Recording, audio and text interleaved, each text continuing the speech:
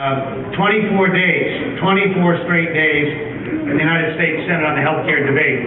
That's the second longest continuous session of the Senate in the history of our country. The longest was in 1917, went for 29 days. The last time the Senate met on Christmas Eve was in 1963, debating the Vietnam War. The last time the Senate cast a vote on Christmas Eve was over 100 years ago. And so this is a trying time. Let me tell you, that vote occurred at 7 a.m. on Christmas Eve morning, which will leave it, I think, deeply emblazoned and embedded in the minds of most Americans. An historic step. By 8:30, I was standing at the grave of Ted Kennedy in Arlington Cemetery. I hadn't been over there since his death. But I wanted to go by and say thank you to a remarkable American who, for the entire 47 years of his tenure in the United States Senate, there wasn't a day, not a breath he took, where health care was not on his mind. Seeing to it that all Americans, regardless of where you live, the economic circumstances into which you were born, would have the right to health care in America. And to say thank you.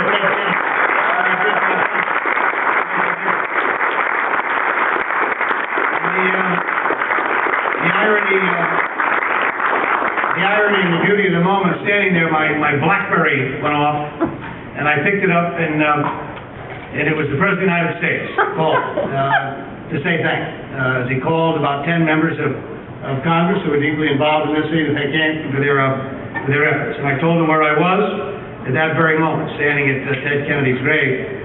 And the President said, I don't mind repeating it, I'll repeat the words of a President. We said, tell the old guy I was asking for him, for Ted Kennedy. So it was an historic time. Look, we're not done, obviously, and through. Proud to say that I serve in a delegation with 5 Democrats. All 5 voted for the health care reform bill in the United States House of Representatives. And make a difference. And my colleague in the Senate, Joe Lieberman, voted for the health care bill as well. Important moment. And we're going to go back, and we can't lose a single vote in this effort to get this done. And then we have an American president as well. An American president who has made this a priority. Took a lot of risk in doing so. Every other president from Harry Truman, every other Congress since 1940s have tried to craft a national health care plan for our nation.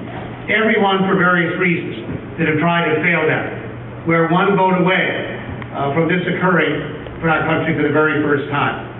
I've often said, while I strongly support the right of every American, regardless of economic circumstances, to have the right to a lawyer when they end up in trouble, the most heinous of criminals has the right to be defended in a public court of law. It ought to be true that every child in America, regardless of the circumstances, has a right to a doctor if he gets sick. And that's what we're about to do in this country. It'll be the single most important vote that will have occurred since Social Security for the adoption of Medicare.